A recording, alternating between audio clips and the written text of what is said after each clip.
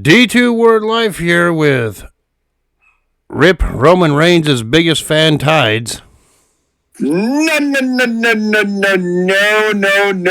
Just because you acknowledge Roman Reigns and Solo Sikoa as your tribal chief, don't get me fucking into this shit, you piece of garbage. No. When I say you're Roman You Reigns' made me biggest watch fan. this piece of shit show. No, when I say you're Roman Reigns' biggest fan, I don't mean the tribal chief. I mean the 2015 version when he was uberly hated. Yeah, no. No.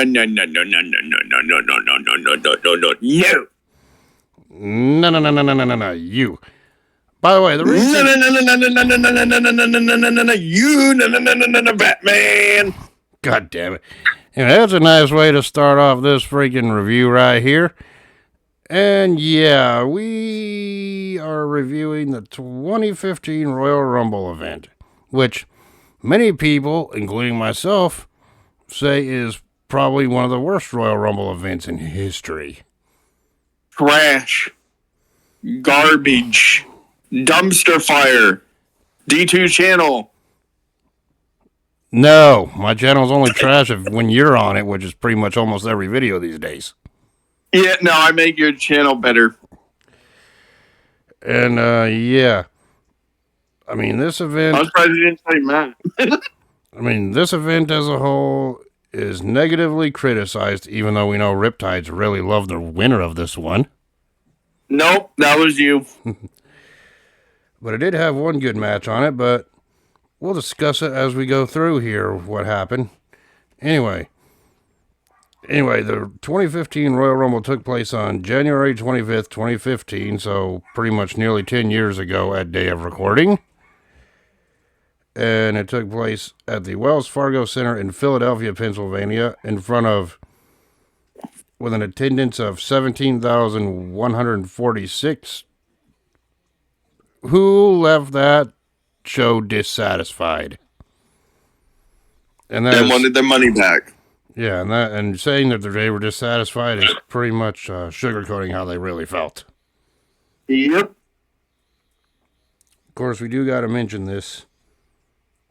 We got to mention this. Shout out to the pre-show match that took place prior to the event, where it saw Tyson Kidd and Cesaro defeating Big E and Kofi Kingston of the New Day. Yep. Back then, so now that that's out of the way. The New Day was garbage then, and the New Day is garbage now. Well, they were heels, and you were supposed to boo the New Day back then. And they ended up being a great tag team until recently. Now they really do a whole lot of nothing since their recent storyline started, but, that's another discussion for another day. Yeah, they fucking are bullying Big E just because he doesn't come back yet. It's like, yeah, but that's another story for another day. But, the card opened up with their video packaging, hyping the WWE Championship match, Triple Threat, and the Royal Rumble match itself. Yep.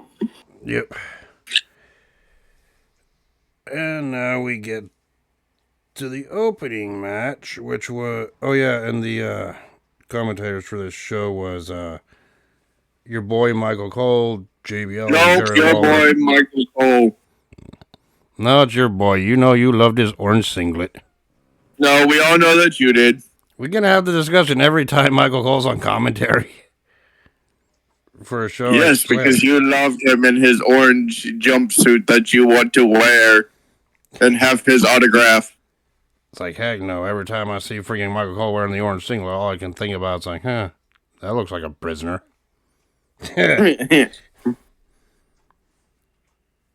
But yeah, the opening match, was your favorite tag team, the Ascension. If you're an OG, if you remember them. That tag team, which was Connor and Victor taking on the old age Outlaws. I mean the new age Outlaws of Road Dogg and Billy Gunn here. Well, this was their last match. Yeah, I believe this was the Outlaws' last match as a tag team. It was their last match in WWE altogether. And yeah, I mean, nowadays, yeah, but we'll discuss what happened afterwards. Even Road Dogg, Jesse James, which is his real name, was fucking upset with this match. That was their last team outing together. Yeah. And then Michael Cole did freaking botch on commentary saying hashtag this is about the tag team titles, which he corrected himself saying this is not for the tag team titles. So you knew when the commentator messed up, you knew you knew the direction was going downward. Yep. Start off with Gunn hitting an arm drag, and the crowd chanted, "You still got at him," just for one arm drag, which, in fairness, in 2024-25, yeah, you can see Billy Gunn still has it. It is, and you gotta mind, this is 10 years ago, right? Yeah. Yeah, but then Connor and Victor then worked over Road Dogg in the corner when Road Dogg got the tag in. Speaking about Road Dogs, the crowd were all barking too, like your dog right now. Speaking of my brothers being a fucking dumbass. Yep. Talking about Road Dogg match, it felt fitting to say that. Right? Yeah. But yeah, Connor and Victor working over Road Dogg in the corner for a few minutes. Yeah, and then Connor went to go hit an elbow drop, but missed it. Road Dogg didn't, and Road Dogg couldn't make the tag until Victor came in. Then Road Dogg brought Billy Gunn in for the hot tag. Yeah, and then Billy Gunn hit a slam on freaking Victor, but then Connor got the tag in. And then he stunned Billy by dropping his throat over the top rope, and then Victor knocked freaking Road Dogg off the apron, and they hit the fall of man on Gunn to win the match. Short tag team match with the Ascension winning. This match sucked.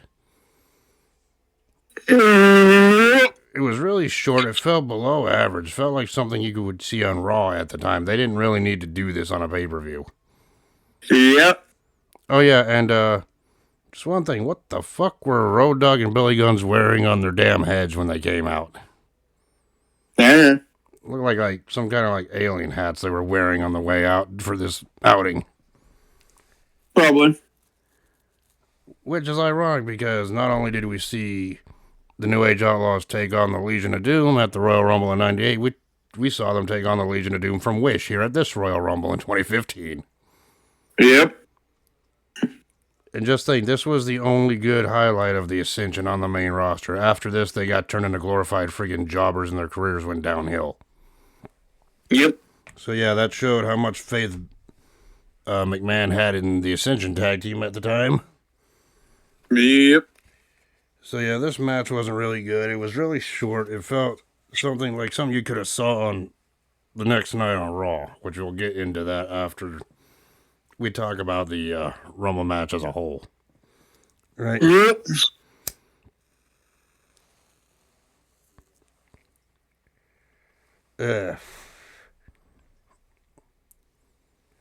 Yeah, and then afterwards there was a advertisement about WWE Immortals, the freaking the mobile game back then, which there was a couple of them throughout this whole show,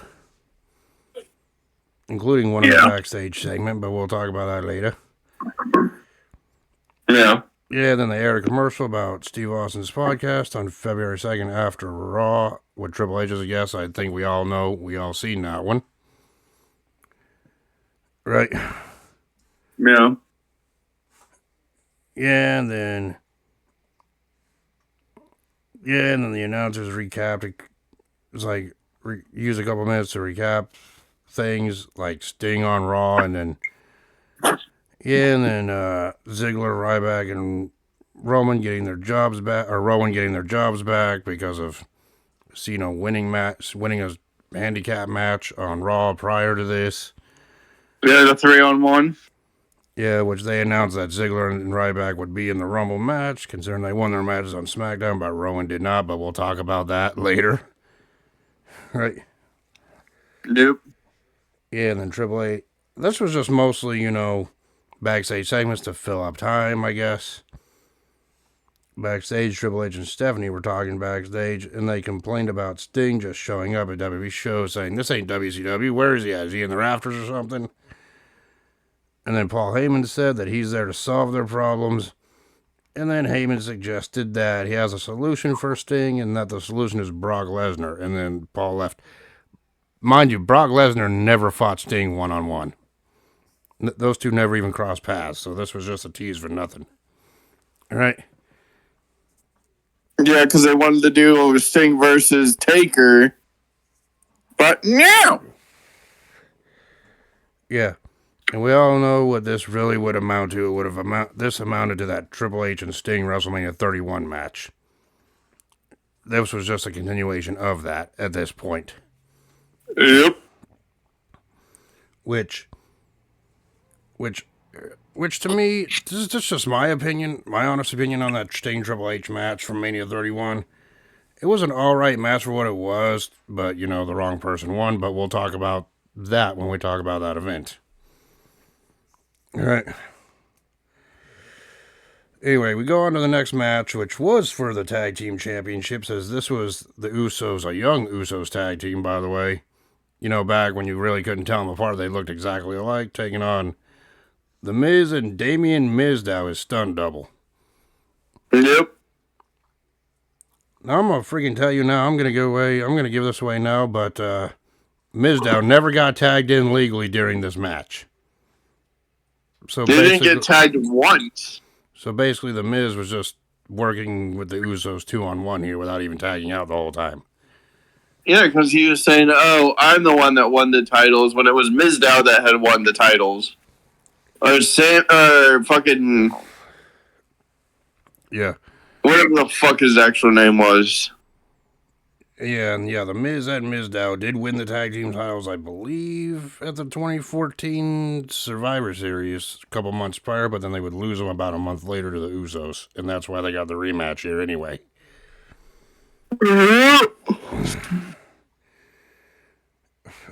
And despite being a heel tag team, the Miz got natural heel heat, boos, if you will, but Mizdow was actually the one getting cheered in that team. Because this was Damien Sandow or Mizdow, whatever you want to call him. This was because everyone enjoyed him mocking the Miz with this stunt double gimmick he had at the time. Yep. Anyway, start off with the Miz battling Jimmy, and the fans were just distracted chanting Mizdow, who even copied the Miz. Specifically at one point when Miz was like on the top rope, and then Jimmy or Jay, whoever it was, reversed his high-flying maneuver by crotching the Miz on the top rope, top turnbuckles of the Jimmy. So Mizdow went up there and just on the top rope as well on his horn, just freaking mocked the Miz as well with it. It was Jimmy. Yeah, Jimmy J. It was kind of hard to tell them apart at that point. So, yeah, I mean, obviously you can tell them apart now just by looking at them, right? Yes, but it was Jimmy that was in the match, so. Yeah, and then when Miz got punched in the gut, then freaking Mizdow came in and sold a punch to the gut, so John Cena hit Mizdow. We just couldn't see it. Yeah. Really? Yes, really. But the crowd did cheer Mizdow when he did that. Then Miz sent Jimmy throat first into the top rope, and the crowd chanted Mizdow's awesome during that whole time. I mean, no. I don't think the fans even cared that Mizdow even got tagged in or not. They were just going wild for Mizdow here. And the Miz couldn't even handle it. No. Yeah, then Miz then hit a freaking neck breaker, back breaker combo onto Jimmy. Right? Yeah. Yeah, and then the fans wanted Mizdow, but the Miz refused to tag in, and the fans booed that, right? Mizdow never got tagged in, by the way. Yeah, he kept fucking going tagging with his foot, and he's like, nope. Oh, here, time off. Nope. Of course, speaking of tags, Jay got the tag from Jimmy and hit a Samoan drop on the Miz. And and a running butt splash by Jay onto the Miz by Jay as well, and then Sandow then got sent to the floor by Jay when he got kicked down off of there. Yep. Of course, the Miz did battle back with a kick to the knee, then and then he hit a DDT for a 2 count on Jay, right? Yep. And then Jay then battled back, hitting a leaping kick to the head of the Miz for a 2 count, right? Yep. Yeah, then Jimmy got the tag in and ended up hitting a dive over the rope to take out Miz our way. I don't think Jimmy got the tag. He just did that to do that. I mean, this event has me screwed up. I don't remember who the legal man was. It was Jay that went to do it the first time, got taken out. Then Jimmy went and and Miz threw Mizdow into him, and he got taken out. And Jay went back up to freaking attempted to do it again and hit it the second time. Yeah. Yeah, and then after Mizdow was taken out, then freaking Jay ran through the ropes and hitting a leaping dive over the top rope onto Miz. Right? Almost catching his feet on the ropes. Yes. You noticed that too, huh? Yes. Which, yeah, that could have gone all sorts of wrong right there.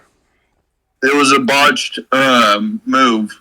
Yeah, well, thank goodness for Jay. He didn't fuck his ankle up or break it or gone worse.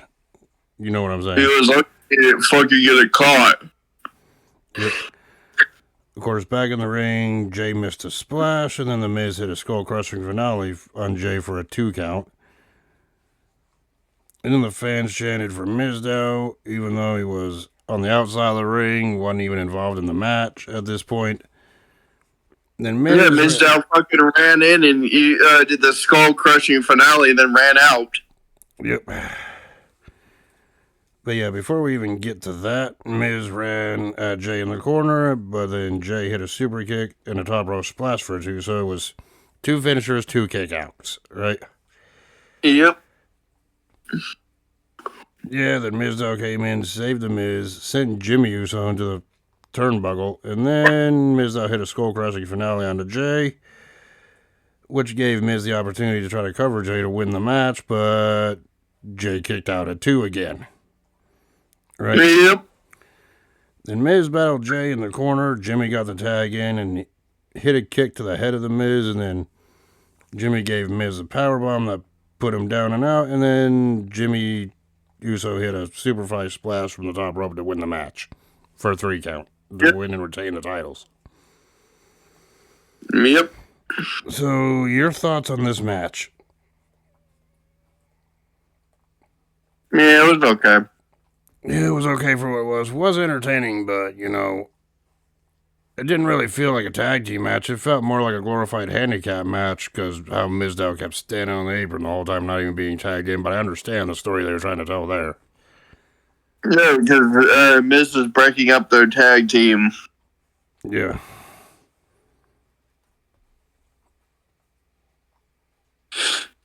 So, yeah.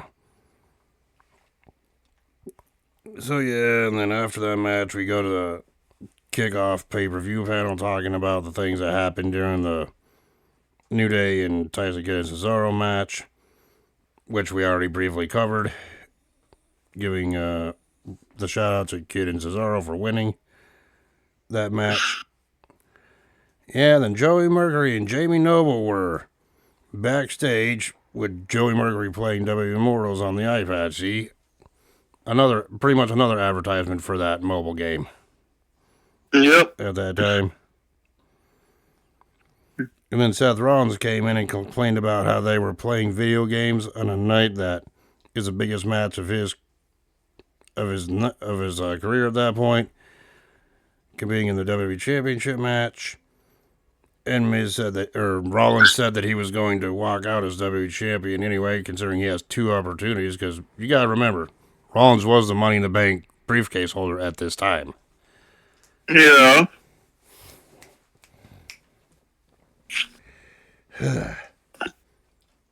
And And Rollins said that it's not just a future, that he's the right now at this point, which you could argue that because what he would do literally a couple months later, but we're not at that point yet for these reviews. All right. Yeah.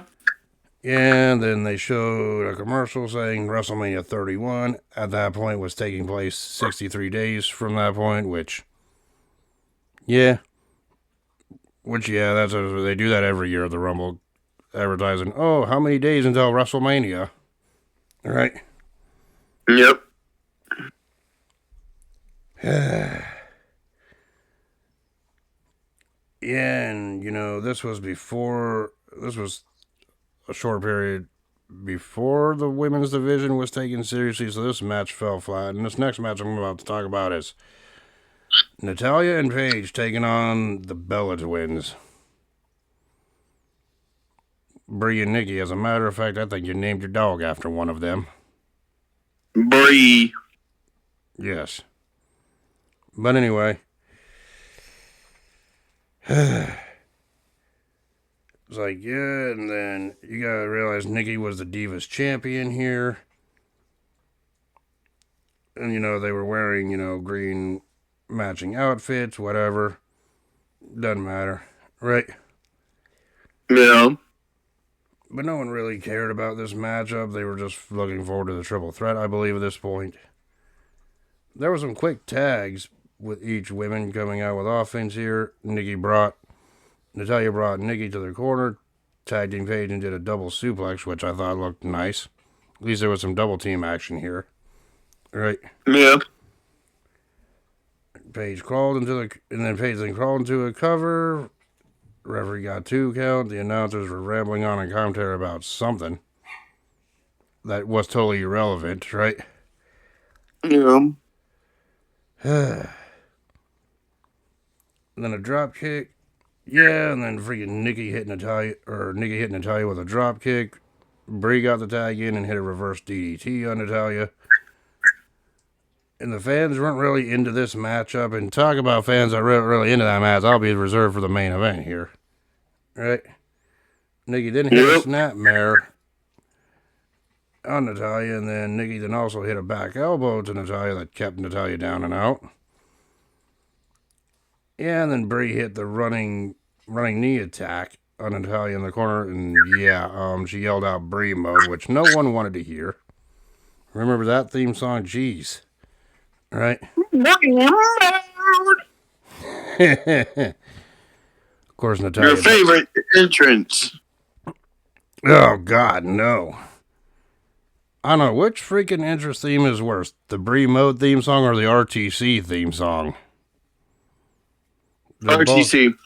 To me, they're both equally bad, but the RTC is more annoying. RTC by far. Yeah, of course, Nikki had a submission hold locked in on Natalya, but this is the heart we're talking about, so she powered out of it and dropped Nikki with an electric chair drop. Yeah, and then freaking Natalya then hit an elbow onto Brie, but then Nikki then hit a clothesline. Nikki saw, so Natalya moved and tried to do a hot tag to Paige, but Brie knocked Paige off the apron, hanging her off the apron, whatever you want to call for it. And then when Natalya turned around, Nikki hit a forearm to the face and covered her for the win. Like, It just ended suddenly like that. Like, what? That was it? Really? Seriously? And to be honest, I was falling asleep during this match because it felt boring as hell. Yep. Again, this didn't really need to be on a pay-per-view. They could have just had this random-ass tag match on freaking Raw or SmackDown. I don't care. It didn't feel pay-per-view worthy to me. Yep. So the Bella Twins win this match, but, in the long run, no one really cared. People probably forgot that the match happened right after it happened. Probably. There was really no fan interest in this. What was your thoughts on it? Yeah. I seen better matches from all 4 of them. Put it like that. So you would think they'd have a good tag match here. No, not really. At least the women's Eh, revolution wasn't that far away. You know what we're into now. eh, By this point. Right? eh.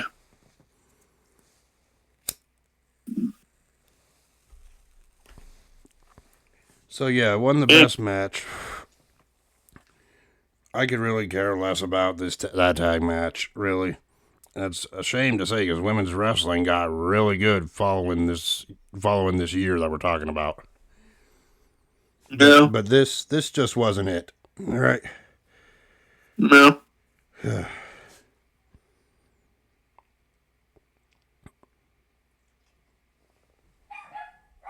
Yeah, and then there was an ad for WWE Double Attack toys there, which, I remember those. Those were expensive back then. I really wasn't a freaking action figure collector anyway, but, even I knew, right? Yeah.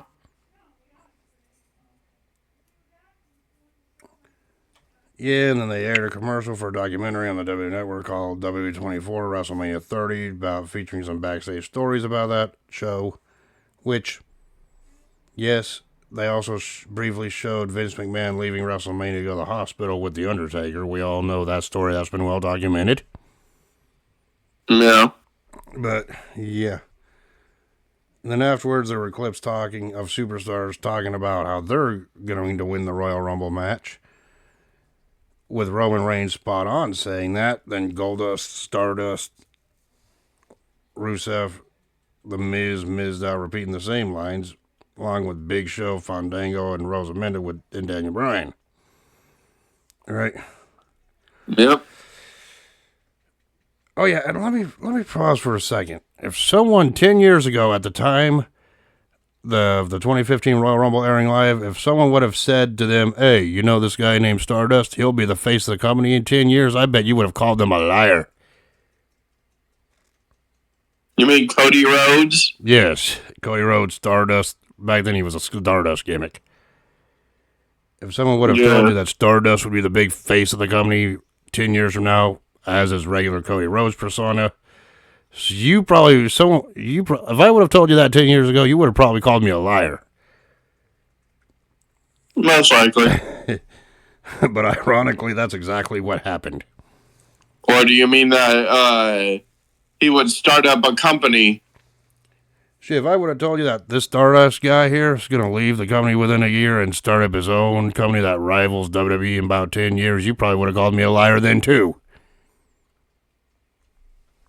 Well, it did rival, and then it just went downhill.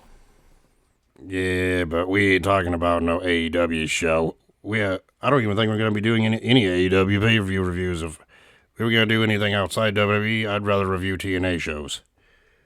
At least some of those shows from the 2000s were good. But I digress, right?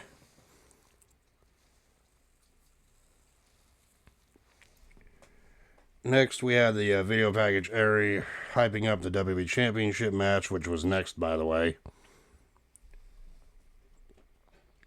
And it was between WWE World Heavyweight Champion Brock Lesnar, which I just called WWE Champion anyway, but back then, that's when the World Heavyweight title and the WWE Championship were merged into one. As one championship here, right? Yeah. Yeah, and then, of course, Brock Lesnar had Paul Heyman by his side. Cena came out solo, like he always did, and then Seth Rollins had Joey Mercury and Jamie Noble on his side. Yeah, and Fuckwit too. Yep, and then, of course, Cena came out first during his entrance, and the fans were chanting John Cena sucks, which is something you would not hear in 2025. Knowing that this is the last year Cena's going to be competing at time of recording. Well, he's entering the Royal Rumble with 2,040 days of his last win. Yep. But yeah, we'll review the 2025 Rumble after it happens, but we're talking about the Royal Rumble that happened 10 years ago right now. Which the Royal Rumble was February 1st. So yeah, I expect that review video on the next day on the 2nd. But, of course, Rollins then came out along with his J&J security, if you remember that. Yes. The fans mostly cheered Rollins here, despite being a heel, freshly off of the Shield being this big mega push, Mr. Money in the Bank that he had since July of the previous year. Yeah.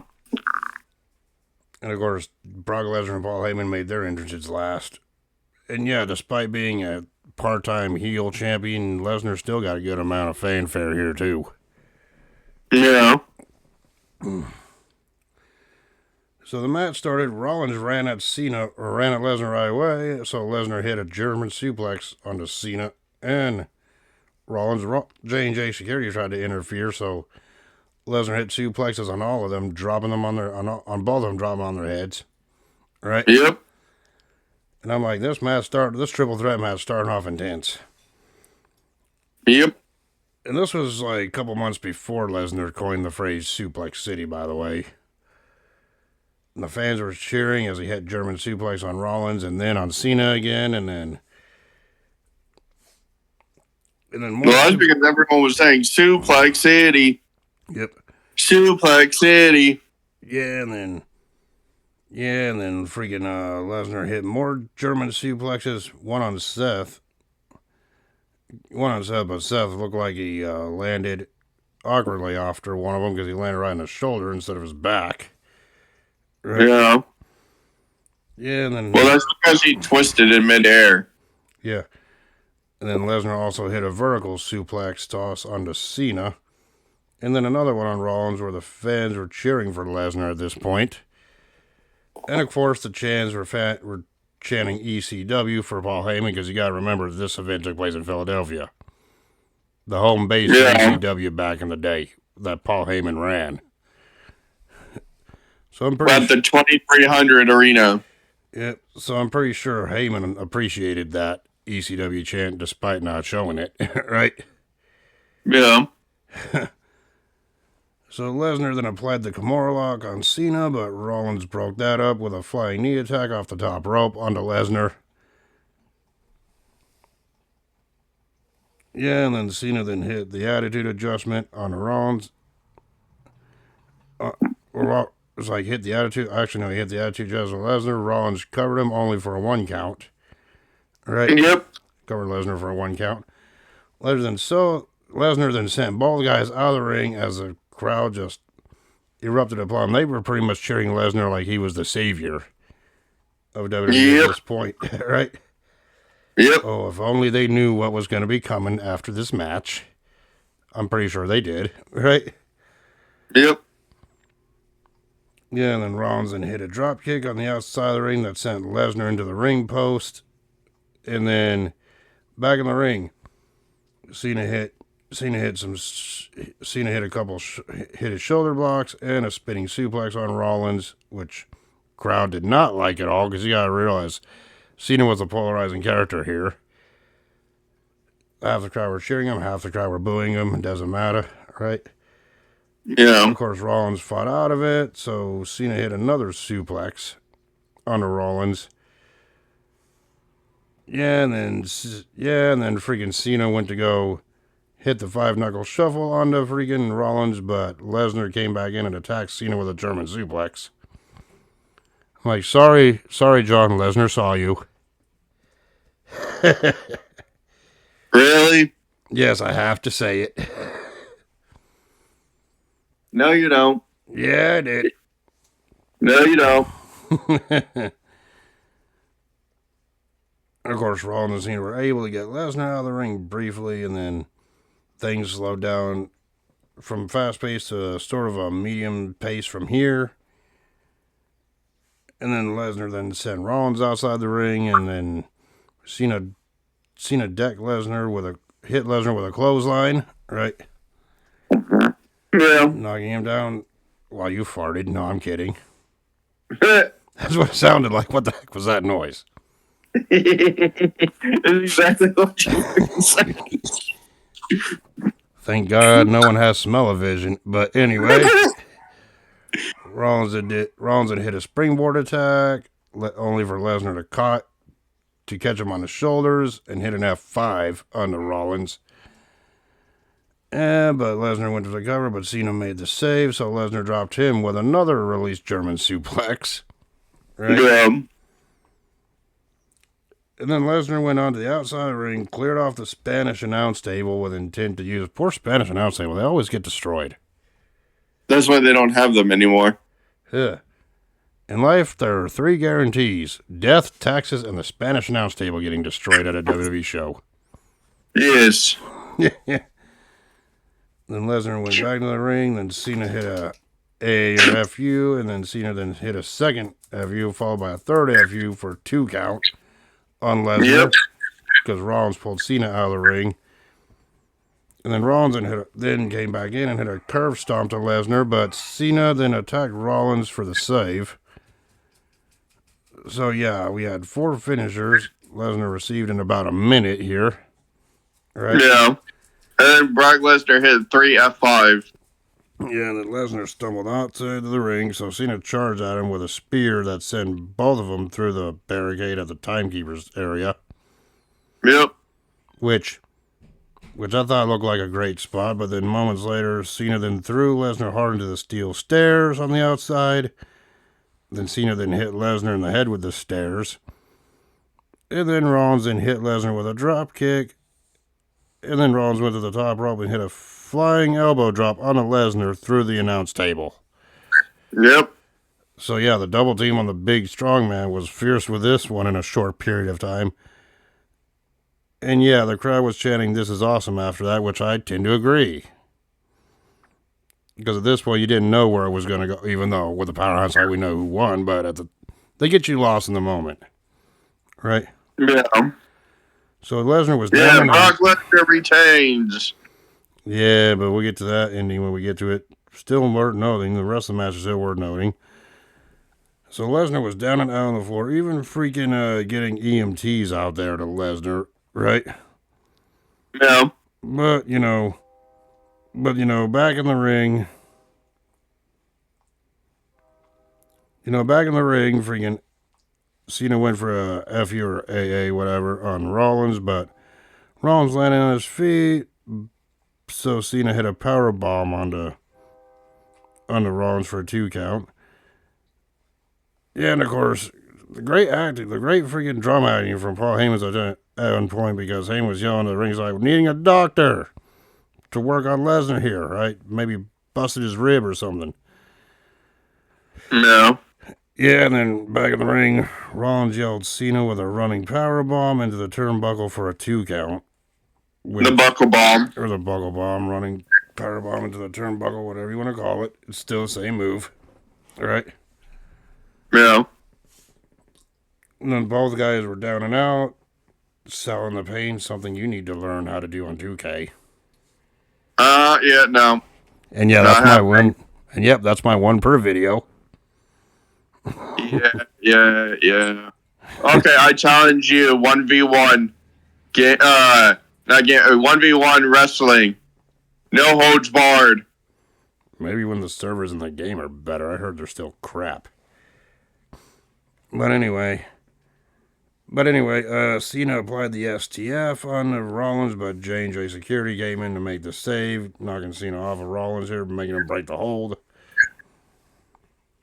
Meanwhile, on the outside ring, stretchers were brought out for Lesnar, and then Rollins then hit a 3-man powerbomb onto Cena with J&J Security's help for a 2 count. The Shield powerbomb. Right? Yeah. But Cena's still kicked out of 2, right? Anyway, like I mentioned previously.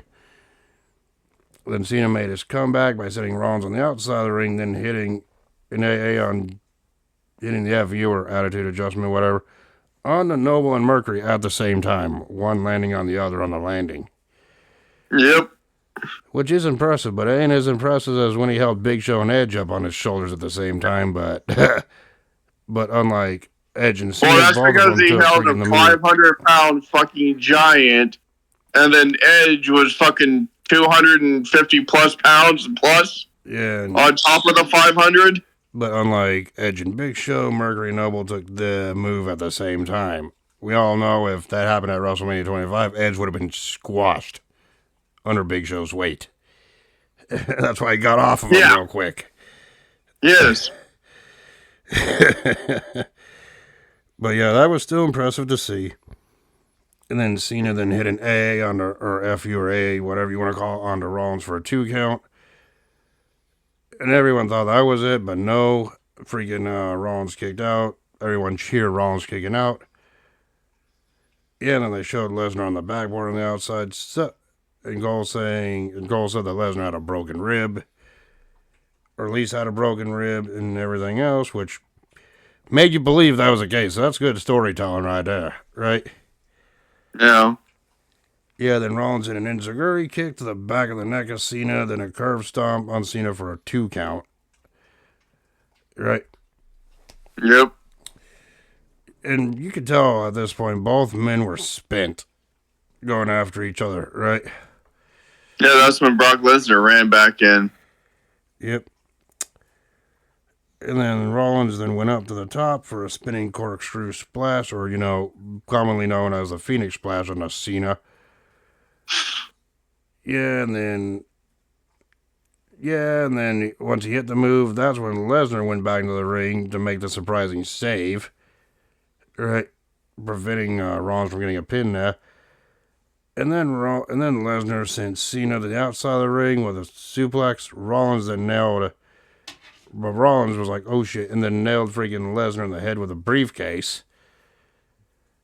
Yeah, and then he hit him multiple times, and then freaking when Rollins did place freaking Lesnar's head onto the briefcase, signifying he was going to stomp Lesnar's head into the briefcase, right? Yeah, Brock Lesnar fucking reversed it to F5 and fucking pinned his ass. Yes. Like I was about to say, Cena ran towards Lesnar. Lesnar got back to his feet and hit it and got Rollins in the F5 position and nailed an F5, pinned Rollins to retain the championship. Yep. And that was a good way to end the match here. So, your thoughts on this triple threat match? And no, there was no cash in like Rollins was teasing because he was down and out, exhausted, hurt. That wasn't going to happen. That's because fucking he got hit with fucking F5 after F5. Yep. So your thoughts on this triple threat match? It was good. The best match on this card, there's no doubt about that. It doesn't even have competition. Yes. Oh yeah, and to all you Seth Rollins fans, yes, we know Lesnar and Rollins would face each other again multiple times, including Rollins getting definitive wins over Lesnar. This was just the start. So there you go, all right? And cashing in his title against Lesnar.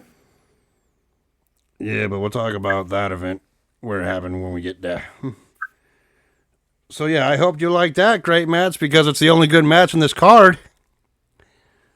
So to me, that was a great match. It was a pay-per-view worthy event. All 3 men fought their asses off. End of Royal Rumble, end of review. We're done. Yeah, I wish we could fucking leave it right there. Hell, if you ask me, this triple threat match should have been the real main event of the show. But we gotta talk about the actual main event of this show. No, we don't. Yeah, we do. We have to go through the Royal Rumble match. No. We have to, even though we don't want to. No. Hell, we got to. No. If you ask me, this triple threat match should have been the main event, but that's not the way it was freaking scheduled. Now, if this triple threat match was a main event, I'm not sure it would wipe everyone's bad taste out of their mouth that they're about to have, but at least it would have been ending on a good note instead of a crap note. You know what I'm saying? No.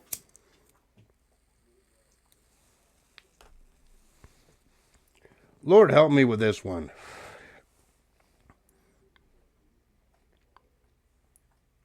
Anyway, after the match, they aired another commercial about their Fastlane 2015 pay-per-view that was taking place on February 2nd, 22nd, 2015. If you ask me, Fastlane was another forgettable pay-per-view.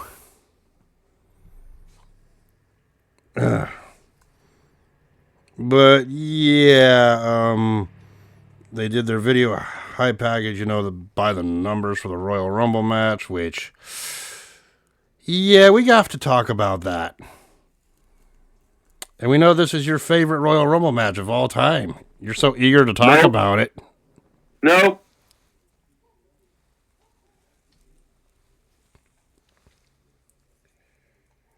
But yeah, the number one entrant into the Royal Rumble match for this particular year was The Miz, who we seen in action earlier in the show during that tag team title match. And number two being his former tag team partner, R-Truth. Yeah.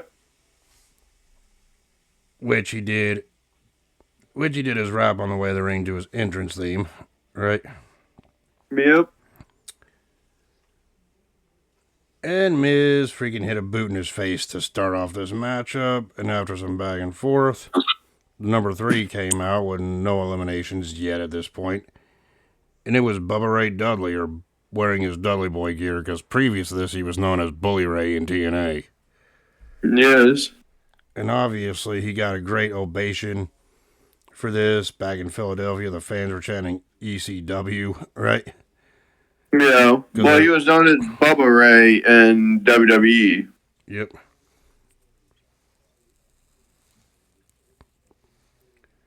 He even got the ECW chant. Bubba Ray took over on The Miz, got The Miz down. He even told Truth to do the What's Up drop on The Miz, which R-Truth did.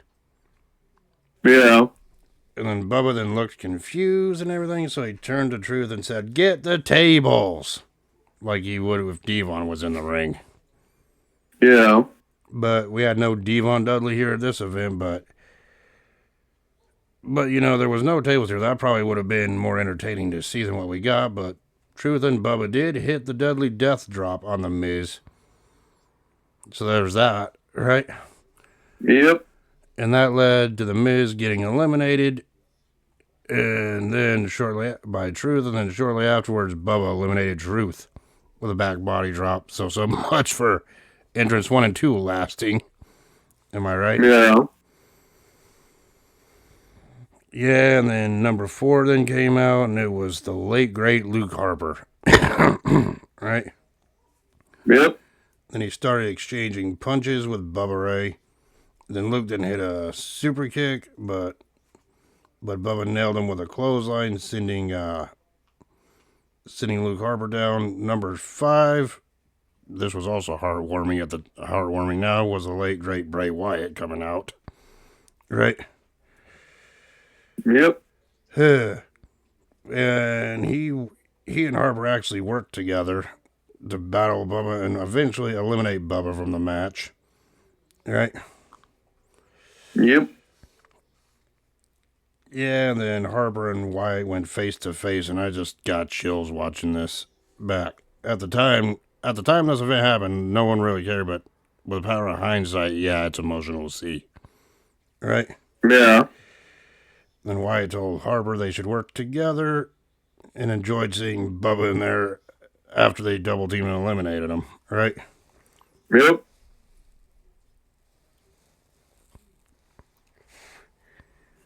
Yeah, and then number 6 then made his way on out, and it was Curtis Axel, but he couldn't even get in the match because Eric Roman came out attacking him into the steel and tossing him into this, and tossed Axel into the steel beams of the entrance ramp there, right? Making Curtis Axel, poor son of Mr. Perfect. This is what he gets. Not even in this match. His career really went downhill. Yep.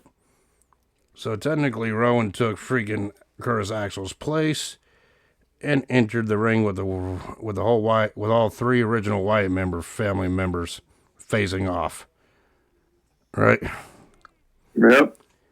And even the announcer said that Rowan is not in there legally. Like, who really cared? I mean, Kurt Angle wasn't in the 2005 Royal Rumble match legally, and he was still able to compete in that one. Yeah. Due to an incident similar to this. And hell, if you want to go further on up in the future timeline, Becky Lynch wasn't even a legal participant in her Rumble match that she won. So there you go, right? Yep.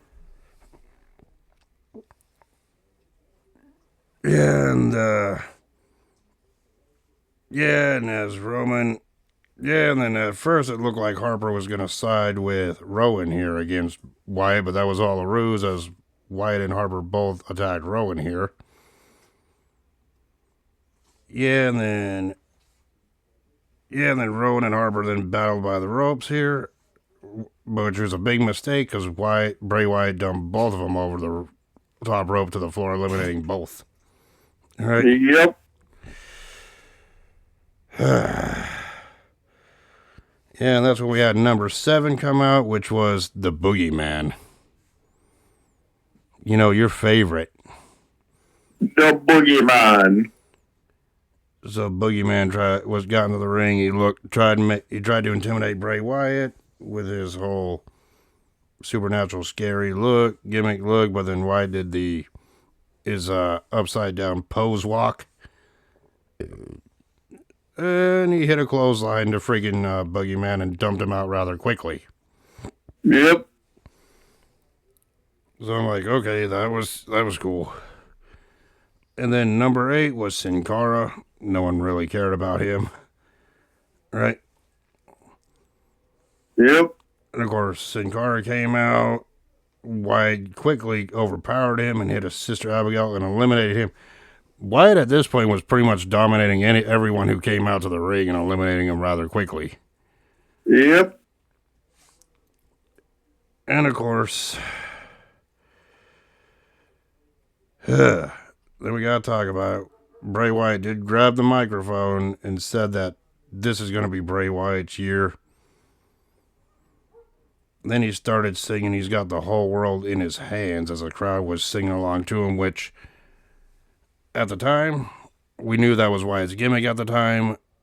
Watching it live at the time, we knew that was Wyatt's gimmick. I didn't really think too much of it, back then. But now with the power of hindsight, I got a little emotional watching that, knowing he's no longer here with us as of 2025. Right? Yep. Number 9 came out, and it was Zack Ryder, right? Who was out for months with a shoulder injury, but Ryder was on fire with some of his signature spots, including the Broski boot, but Wyatt recovered quickly and eliminated Ryder. Right? Yeah. Which, no wonder Matt Cardona left that company a couple years later. Right? Yeah. And of course, number 10 came out, and everyone lost their minds on this guy, which was Daniel Bryan, better known as Bryan Danielson, now coming out at number 10. All right? Yep. And this was a guy that everyone wanted to see win, like badly, right? Yeah. I mean, everyone wanted to see Daniel Bryan win so much, but I'm pretty sure most of them would freaking sell their house just to see Daniel Bryan win this Rumble, right? Yep. So obviously Daniel Bryan was a big fan favorite coming in. Bryan was on fire, and the crowd were doing the yes chants. He hit multiple drop kicks on Wyatt, which Daniel Bryan was not eliminated right away, so Wyatt had a hard time with this one. Yep. He hit a couple running running drop kicks to Wyatt in the corner, and then he hit 4 of them, I believe. And then Bryan did a Hurricane Rana off the top to Wyatt himself, which looked impressive, all right? Yeah.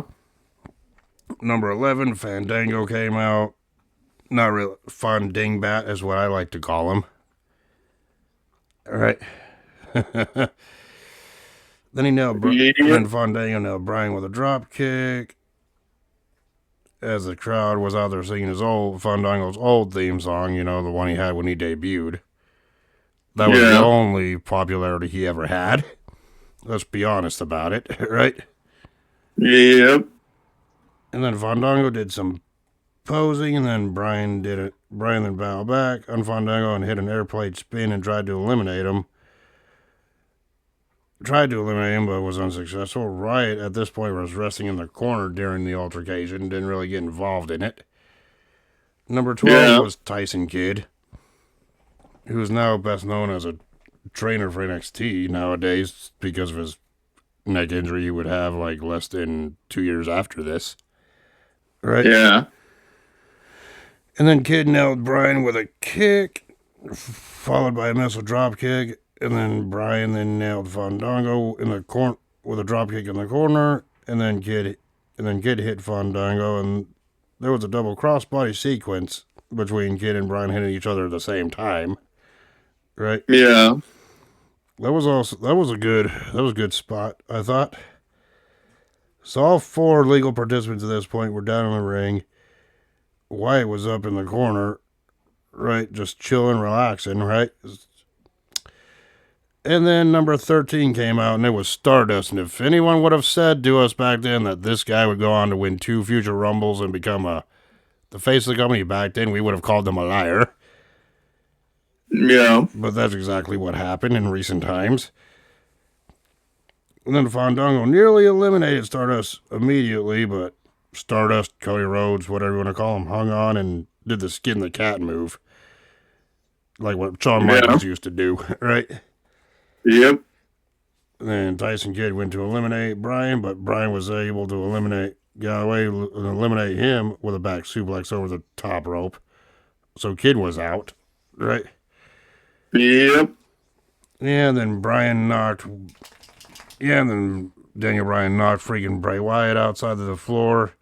Then he hit the running dive from the through the top and middle ropes onto Wyatt, but Wyatt then tossed Bryan into the stairs. Since they both did not go over the top rope, they weren't eliminated at that point. Still legal in the ring. Yeah, and they just went out of the ring by going under the top rope. That's pretty much what I'm saying. Number 14 was the surprise legend Royal Rumble entrant of DDP, WCW legend, and Hall of Famer, right? The Diamond Cutter himself. Oh, yeah, and by the way, you gotta admit, even though sometimes we review terrible WCW shows, if DDP's match is on the card, there's a chance that could be the good match, right? That we see. Yeah. Yeah, and then the reaction to DDP was great. And of course, Diamond Dallas Page was wearing his DDP yoga shirt. Yeah. DDP hit the diamond cutter on Stardust. Fandango went to the top rope, but DDP gave Fandango a diamond cutter off the top rope. Right? Yep. And DDP avoided a Wyatt attack and gave Bray Wyatt an attack from Bray Wyatt, and he gave Wyatt a diamond cutter also. The fans were losing their minds at this. Yeah. And of course, that's when the countdown happened to number 15, which was Rusev. Right? And of course, DDP went for a diamond cutter on Rusev, but he shoved Page away off of him, and gave Page a super kick, and then tossed Page out of the ring, so DDP's been eliminated. Yep. And then Rusev also tossed Fandango out and eliminated him as well. Right? Yep. And then Rusev then stared at Wyatt, and then Bryan then nailed both of them with a drop kick off the top rope, and then hit a series of kicks, right? Yep. Yeah, and then Rusev then hit a super kick on Bryan, but Bryan held on. Well, and at this point, Bryan went already over the top rope, but he was on the apron, right? Bryan held on after a super kick attempt from Rusev, but Wyatt came charging in and knocked Bryan off the apron, eliminating him. Yep. This right here, this moment I'm talking about right here is infamous because this is where the match fucking turned and the crowd hated it. Like, it didn't matter. It didn't matter who came out after this. Whether they were a face or a heel, they got the fucking I hate you treatment just because they weren't Daniel Bryan. Yep.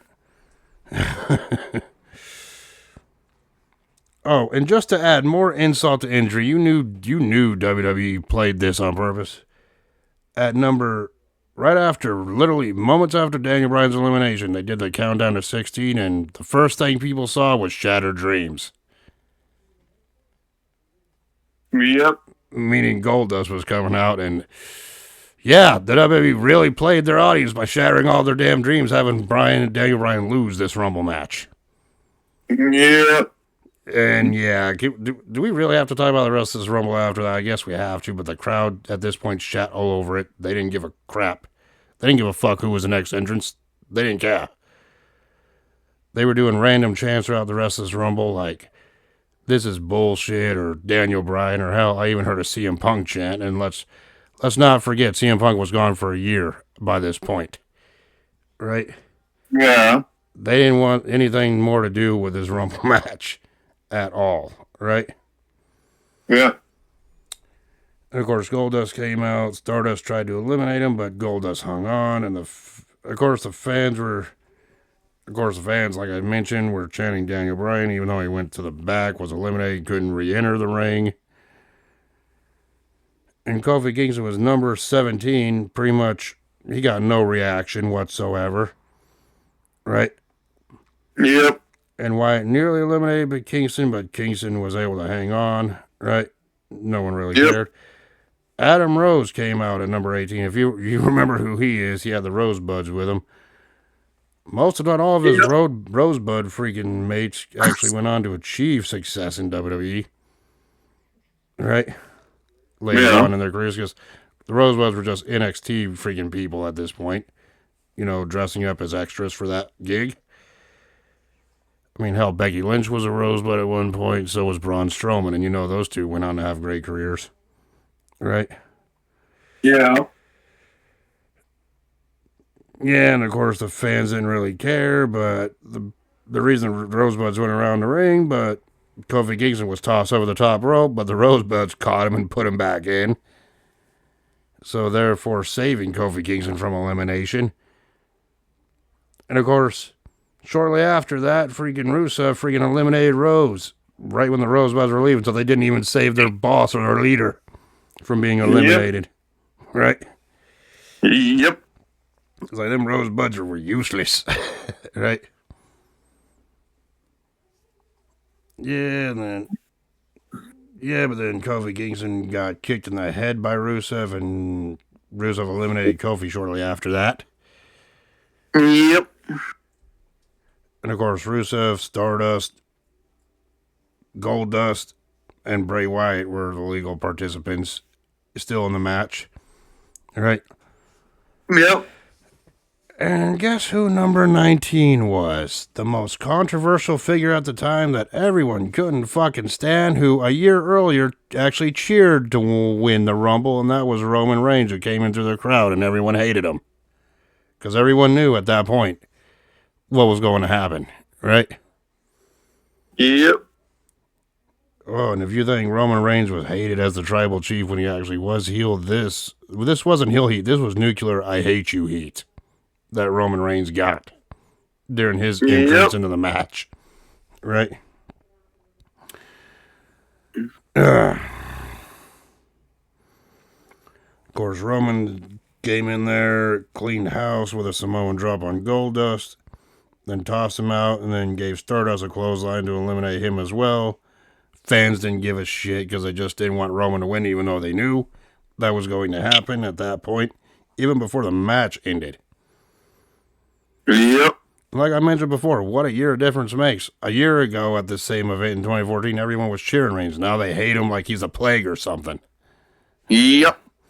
Just like we were discussing during our Rumble winner tier list. Right? Yep. Number 20 coming out was Big E of the New Day. No one really cared. No fans were reacting to it. They were pretty much just booing this match, just hijacking it. Rusev then hit a running dive onto Big E in the corner. And we're like 2/3 of the way there to the end. And the legal participants were Reigns, Rusev, Wyatt, and Big E. Wyatt's been in there the longest at this point. He was the Iron Man of this Rumble. Yeah. Which kudos to him, because at least they were giving Wyatt somewhat of a push by being the one lasting the longest in this Rumble match. Right? Yeah. Number 21 was Damien Mizdow, which the fans cheered because, despite the hostile environment, they still wanted to see Mizdow, right? Well, technically, it was supposed to be Mizdow, and then Miz said, "No, this is my time. I'm going to take your fucking spot." And then he got knocked the fuck out. Yeah. And then Mizdow fucking ran. He's like, "Okay, I'm going to do this." He went in. Hit a couple moves. Took a few people down and then got taken out. By taking out by and then sat there And like the fucking Miz saying, "Really, really." Oh, kind of like what you do when I make you look at something fucked up. I think that's where you got it from, was the Miz. No, I've always said really way before his dumbass. Yeah, but still, that's what it reminds me of. It was funny seeing Miz and Mizdow just yell at each other backstage, going back to the back where that was mocking everything. Right, Miz was yelling at him. Yep.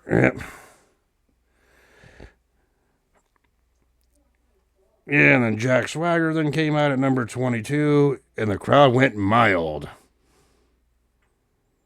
As in, no one really cared about Jack Swagger. No one cared about Jack Swagger when he was world champion. No one really gave much thought to Jack Swagger as the real American hero gimmick that he was at the time. Yeah. Though I did like that freaking entrance theme Swagger had at that point, but I could care less, right? You liked "We the People." And then Ryback, and there really wasn't much note of words after Swagger came out. It was just, wrestlers trying to eliminate each other or verbal punches, kicks, whatever. Ryback entered at 23, and despite being a face, no one cared.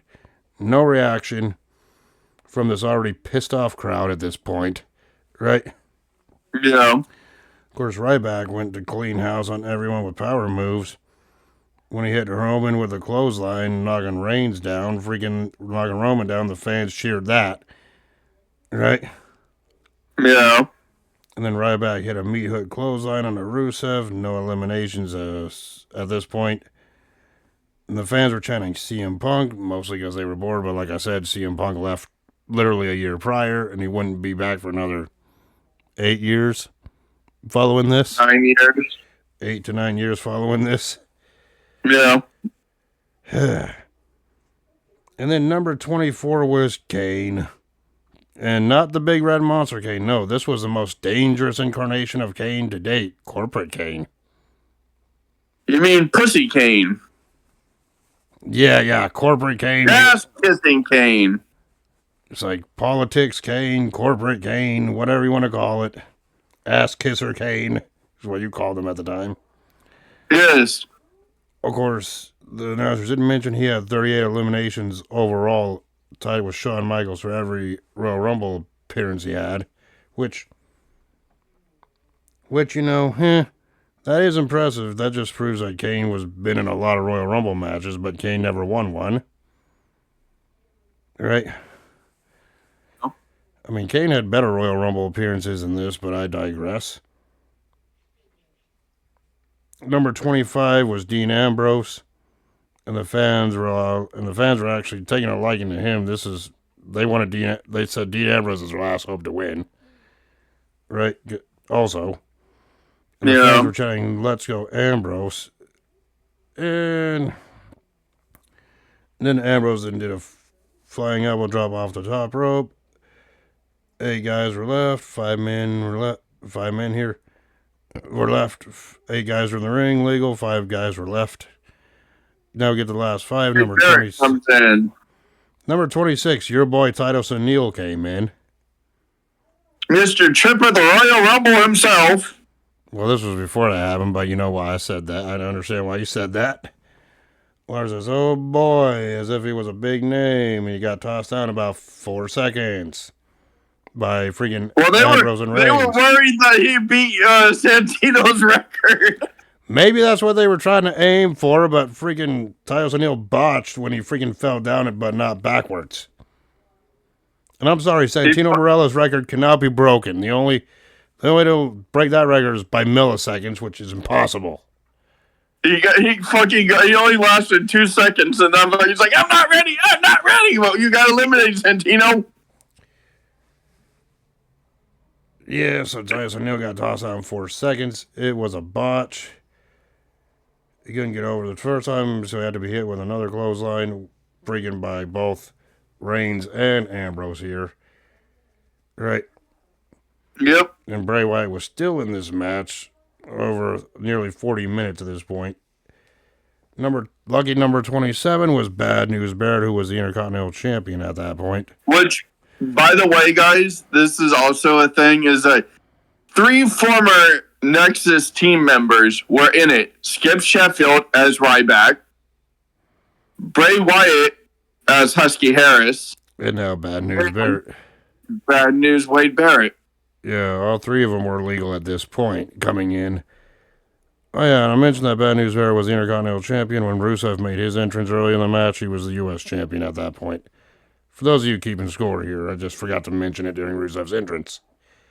Yeah, well, I'm just saying that 3 members of the Nexus were in the Royal Rumble at the same time. Yes. And then Barrett then hit a spinning slam on Ambrose, then immediately joined the others trying to dump someone out. Number 28 was Cesaro, better known today as Claudio Castagnoli, or however you're supposed to pronounce that in AEW. His actual name. Yeah. So what a waste of potential WWE had in their hand. They had a potential main event in Cesaro, and they didn't really capitalize. Right? Yeah. Which is one of the contributing factors why he left the business in WWE in 2022. Well, there's also rumors of him coming back because he's being dissatisfied with AEW. Yep. Just like Malachi Black or Aleister Black. Yep. And of course, yeah. Anyway. Buddy Murphy or Buddy Matthews. And the Hardys already left AEW to go to TNA at this point. Again. Which they're going to be coming to WWE at some point this year. Yep. Maybe. We don't know. That's yet to be confirmed. Right? But yeah, anyway. Shortly after Cesaro's entrance, Rusev eliminated Big E with a dropkick while he was on the apron already over the top rope. Right? Yep. And number 29 was The Big Show, or better known today as The Big Blow. Paul White, the Giant, Big Show, whatever you want to call him. He was number 29. Or as everyone was calling him, The Big Blow. Yeah. Of course, you would like that, wouldn't you? Oh, I know you'd like to have the big blow you. No. Of course, everyone besides Kane was attacking the Big Show, trying to get him over real quick, but the Big Show powered out. Yep. And that's when the Big Show and Kane joined forces because they were members of the Authority at this point. It did a double choke slam onto Ryback, getting rid of him. And this Kane had 39 eliminations, tying Michaels with overall eliminations in his career. Then Show eliminated Swagger. And pretty much it was kind of boring at this point. Number 30, if you must know, was Dolph Ziggler. Ziggler quickly eliminated Barrett by putting him on the apron and nailing a super kick. Right. Well, he won the right of being number last. Yep. And there was a back and forth between Cesaro and Ziggler by the ropes, which went by Ziggler as he eliminated Cesaro. And Ziggler teased being eliminated by Kane, but then Big Show then teased by eliminating Kane. But Big Show then nailed him with a KO punch, and then Kane and Big Show then picked up Swagger and then dumped him out of the ring, eliminating Ziggler. Right? Yeah. Yeah, the crowd didn't like that because they knew it was just going to be the dominant show until Reigns wins, right? Yep. And then Big Show freaking then hit the KO punch on the Wyatt. So Kane and Big Show dumped him out, ending freaking Wyatt's Iron Man performance on that flat note instead of epically. Right? Yep. So yeah, the only other good person that fans probably wouldn't have hated to win, which was Bray Wyatt, lost, got eliminated. So you knew at this point the fans didn't really give a fuck. Right? Yep. It's like the final four of this match were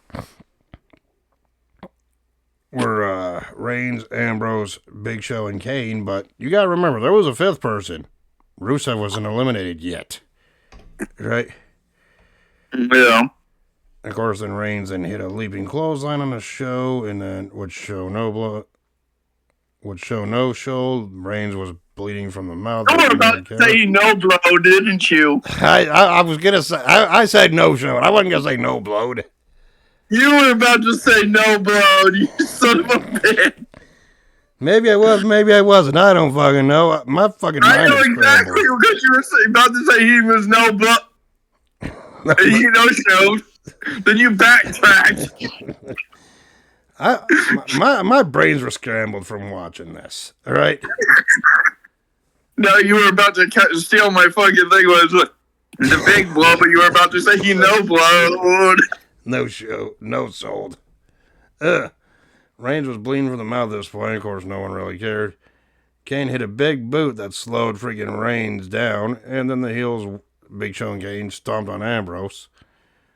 And then Show then hit Ambrose with a choke slam, which led to Kane and Big Show dumping Ambrose out together, which meant Reigns was against Big Show and Kane as the final three, and the crowds were chanting bullshit because they knew what was going to happen. Right? Yeah. And of course, Big Show and Kane went to eliminate Reigns, but then Show tried to dump Kane out of the ring too. But, but instead of going back to eliminate Reigns, just so it's the two of them in the ring, despite the fact that everyone would hate that. Right? Anyway, well, then again, if Big Show and Kane eliminated Reigns from this match, I think the crowds would have cheered despite both of them being heel authority figures. Let's be perfectly honest about it. Reigns had that kind of heat. Yep. But other than doing that, Kane got mad about it, so Kane and Big Show started brawling with each other. So Kane and the Big Show grabbed each other by the throats, but Reigns came over and eliminated both of them out. Yep. And of course, freaking, there was the bell ringing, but there was no call because, well, we'll know why in a minute. After the Royal Rumble was, quote, over, and I say that with air quotes, Reigns, Big Show, and Kane came back in. Reigns received a choke slam, and The Rock's music hit to come and save Roman Reigns from this beatdown. The Rock only got cheered for his entrance, but then Rock then hit a spine buster and a rock bottom to take care of both Big Show and Kane. Right, so The Rock left. The fans went right back to booing Reigns because they knew Reigns was won this thing. But then Rusev went back in the ring. He wasn't eliminated, which the fans kind of cheered for. But you know what? It was all for nothing because Reigns gave Rusev a spear and then tossed him over the top rope to eliminate him to win the 2015 Rumble. Yep.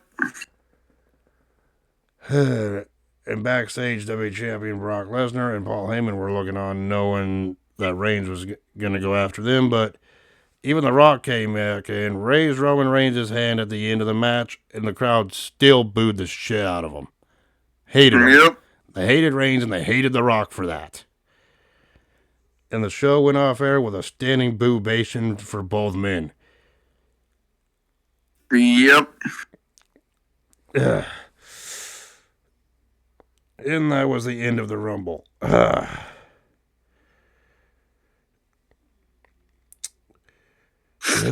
Fuck me on this one.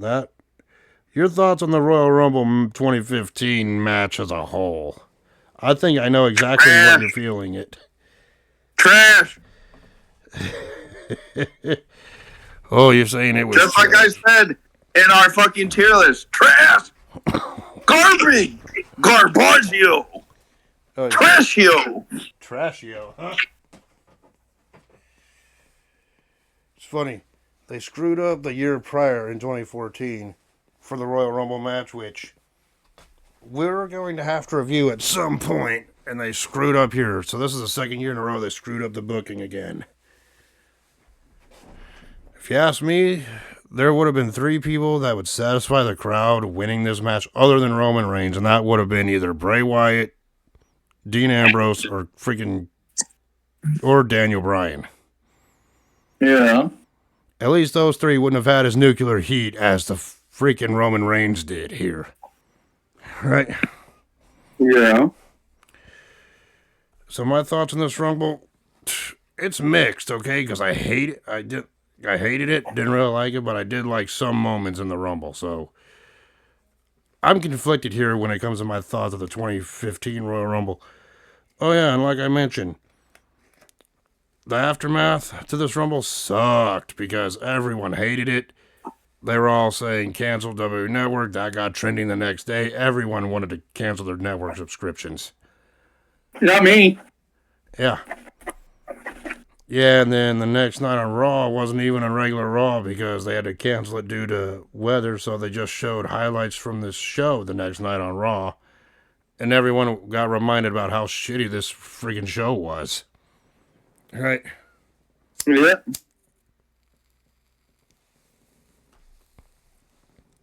So yeah, let's go to our... So yeah, everyone hated this one. This one pretty much made everyone not want to be subscribed to the W Network. Most fans were. Their cancellation site crashed. People were calling in their text service saying, I want my shit canceled. And all that shit. They were pissed. Fans were pissed. Right? Yep. At this point. And it got to the point to where everyone said the W pulled out a motion. If you sign up with a network, you get the month of February for free. They had to think of something to save their asses. Right? Yeah. This was back when W Network was a thing before it went to Peacock and Netflix, respectively, as of the modern day. Yep. So now we go to our favorite part of the review, and that's the rating system, rating and grade system. So yeah, this one's gonna be a fun one. I can already tell, right? Yes. The Ascension defeating the Old Age Outlaws in that tag team match. I gave it 2 out of 5. 1. Yeah. I slightly enjoyed it more, but not by much, so we're pretty much near the same score. The tag team title match where the Usos defeated The Miz and Mizdow, I gave that one 3 out of 5. 4. Yeah, and I only gave it 3 out of 5 because the ovation Mizdow was getting. Other than that, it fell flat. The Bella Twins defeating Paige and Natalia, I gave that one 2 out of 5. I gave that one 2.5 out of 5. 3. To me, that match was more entertaining than the opening tag match, but not by much. All right. Brock Lesnar defeating John Cena and Seth Rollins to retain the WWE Championship. I gave that one 5 out of 5. That's still the only good match on this card. 5.5. And boy, the main event with Roman Reigns winning the 2015 Royal Rumble match. Despite 0. Despite the feel-good moments that Bray Wyatt provided us at the start of the match with the power of hindsight, I still gave this one a 0 out of 5. They got 0. And that's not only because of who they picked to win, but the fans hijacked it bad and hated it. And the crowd can make or break a match, and this one definitely broke. Yes. I mean, hell, this could have been a great highlight for Roman Reigns in the modern day, but now, back then, no. Right? Yep. So, yeah, I also gave the Rumble match a 0 out of 5. My final grade for the 2015 Royal Rumble event as a whole, I gave a D. And that's only because of the triple threat. That's only, Roman, fuck that. That's only because of the triple threat match. I give it trash tier. Yeah. Like, if you're going to go back and watch just one match from this pay-per-view, it's easily the triple threat. You don't have to watch anything else. Trust me, you don't want to watch anything else off of this pay-per-view besides the triple threat. Well, like I said, Road Dogg, Jesse James regretted their last, and Billy Gunn regretted their last match in WWE as a whole. Yep. So, yeah, this Royal Rumble event sucked. The only good match was the championship triple threat match. If you're going to go back, you should only watch that one. Trust me, you won't miss any other match. You don't want to see any other match, really. Oh, yeah. So yeah, that's our thoughts. This grade for the show grading gets, like I said, gets a D. Only because of that triple threat. But other than that, don't watch it. So, that's our thoughts, that's our review and our thoughts of the 2015 Royal Rumble event. So, Oh, God, I'm going to fucking regret this, ain't I?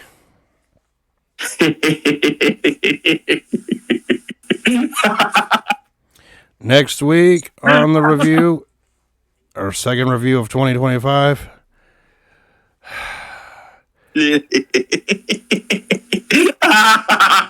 I don't even want to fucking ask, but I kind of have to. It's your dang pig next week, and what kind of I'm going to say fucked up show you're going to make us watch next week, because I can already tell by your evil laugh it's going to be a trash show.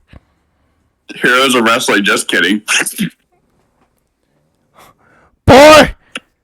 Boy, you better stop with that fucking teasing, man. I already had my soul destroyed. I don't need it completely vaporized right now. We're going to be watching another shitty pay-per-view. Well, I already figured that was going to be the case by your evil laughter. It is the 1995 WCW Uncensored. You piece of shit! The 96 one was bad enough.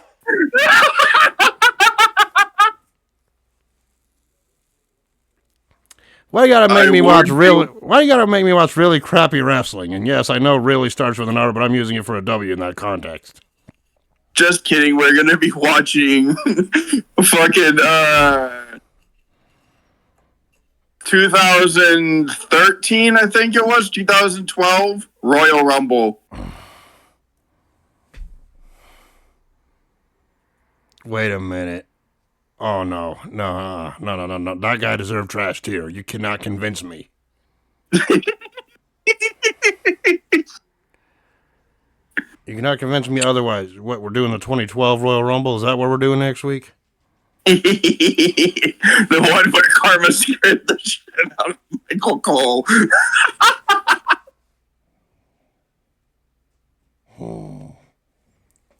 I wouldn't necessarily call that a bad Rumble, even though it had a Michael Cole appearance and the wrong person won, but... You motherfucker. You just wait. You just wait. 2 weeks, it'll be my turn. You just wait after making me watch the 25 Rumble. But then again, we did have CM Punk as champion back then. Yeah. Yeah, maybe that'll save the show. Maybe it won't. We don't know. Yeah, no, I'm saving the 95 WCW. Oh, you motherfucker. just to fuck with you twice. You're like, no. One of these days, you're going to be saying one of those shows and actually be serious about it. But anyway, yeah, next week. The first one, you're like, no, my soul. The second one, you piece of shit. And now you're like, no, just kidding. We're watching the 2012 Royal Rumble. Jesus Christ. And I know there'll be people in the comments wanting us to review those other two crap shows. Oh, we'll get to them eventually. And trust me, we ain't going to like it. So, yeah, anyway, that was our thoughts. Anyway, that's for next week. That's our thoughts. I hope you enjoyed our review of the 2015 Royal Rumble. And we will talk to you all in the next one. Peace.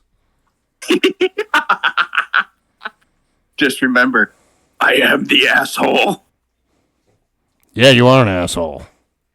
Yes, I am. Anyway, peace. Doses.